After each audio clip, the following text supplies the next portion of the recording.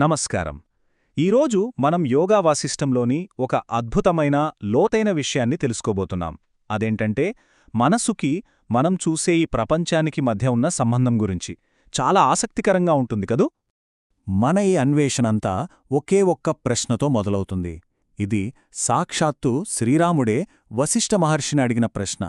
ఈ జగత్తు మనసు నుండే వస్తే ఆ మనసు యొక్క రూపమేమిటి? ఈ ప్రశ్నతోనే అసలు విచారణ మొదలవుతుందన్నమాట. సరే, మరి దీనికి వశిష్ఠుల వారు ఎలా సమాధానం చెప్పారో చూద్దాం. ఆయన మనసు ఏంటి అని నేరుగా చెప్పకుండా అది ఎలా ఉంటుందో ఒక అద్భుతమైన పోలికతో వివరిస్తారు. చాలా సింపుల్గా ఉంటుంది, కానీ చాలా లోతైనది. ఆయన మనసుని ఆకాశంతో పోల్చారన్నమాట. ఇప్పుడు చూడండి, ఆకాశానికి ఒక రూపం, ఒక ఆకారమంటూ ఏమైనా ఉంటుందా? ఉండదు కదా. అదొక శూన్యం. సరిగ్గా మనసు కూడా అంతే. దానికి లోపల బయట అనే హద్దుల్లేవు, కాని అంతటా ఉంటుంది. నిరాకారం. మరి అర్థం చేసుకోవడం కోసం ఒక నిర్వచనంలా చెప్పాలంటే మనస్సు అంటే ఏంటి? అది నిజమైన కాకపోయినా అంటే సత్ లేదా అసత్, ఇలా ప్రతి విషయాన్ని మన అనుభవంలోకి తీసుకొచ్చేదే మనస్సు. ఒక లైట్లాగా అన్నమాట, అన్నిటినీ ప్రకాశింపజేస్తుంది. ఓకే, మనసుకి రూపం లేదనుకున్నాం. మరి అసలు రూపమే లేని ఈ మనస్సు ఎక్కడ్నుంచొస్తుంది? అదొక వస్తువు కాకపోతే దాని మూలమేంటి? ఇప్పుడు దాని గురించి తెలుసుకుందాం. ఇక్కడ మనం అర్థం చేసుకోవాల్సిందేంటంటే మనసనేది శుద్ధ చైతన్యం, అంటే చిత్నుంచి వేరు కాదు. ఆ నిశ్చలమైన చైతన్యంలో ఒక సంకల్పం, అంటే ఒక ఆలోచన పుట్టినప్పుడు ఆ కదలికనే మనం మనసు అంటున్నాం. సింపుల్గా చెప్పాలంటే మనసు అనేది చైతన్యం యొక్క ఒక కదలిక, అంతే. ఈ విషయాన్ని ఇంకొంచెం బాగా అర్థం చేసుకోవడానికి ఒక మంచి ఉదాహరణ ఇచ్చారు చూడండి. నీటినుంచి దాని తడిని, అంటే ద్రవత్వాన్ని వేరుచేయగలమా? గాలినుంచి దాని కదలికని తీసేయగలమా? అస్సలు కుదరదు కదా. సరిగ్గా అలాగే సంకల్పం నుంచి మనసుని వేరుచేయలేం.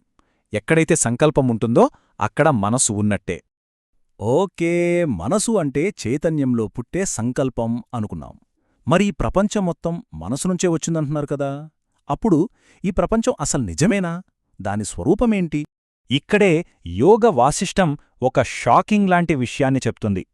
అదేంటంటే మనం చూస్తున్నా అనుభవిస్తున్న ఈ ప్రపంచం మొత్తం ఒక ఎండమావిలాంటిదట. అంటే ఎడారిలో దూరం నుంచి నీళ్లు ఉన్నట్టు కనిపిస్తాయి కదా, కాని దగ్గరికి వెళ్తే ఏమీ ఉండడు. ఈ ప్రపంచం కూడా అచ్చం అలాంటిదే ఉన్నట్టు కనిపిస్తుంది, కాని అది మన మనసు యొక్క ప్రొజెక్షన్ మాత్రమే. ఒక్క నిమిషం, ఇది కొంచెం కన్ఫ్యూజింగ్గా అనిపించొచ్చు. ఇంకో ఉదాహరణతో చూద్దాం. ఇప్పుడు బంగారముంది. దానికి సహజంగానే నెక్లెస్ అనో ఉంగరమనో పేరు రూపం ఉంటుందా? ఉండదు. అది కేవలం బంగారమంతే. కాని మనం చూసే ఆ నెక్లెస్ గాని ఉంగరం గాని దేంతో తయారయ్యాయి?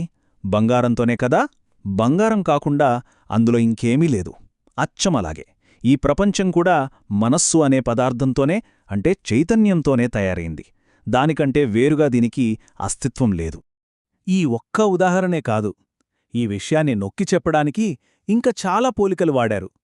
కలలో కనిపించే నగరం, విత్తనంలో దాగి ఉన్న కమలం, ఇవన్నీ ఏం చెప్తున్నాయంటే మనం చూసే దృశ్యం, అంటే ప్రపంచం, చూసేవాడికంటే వేరు కాదు.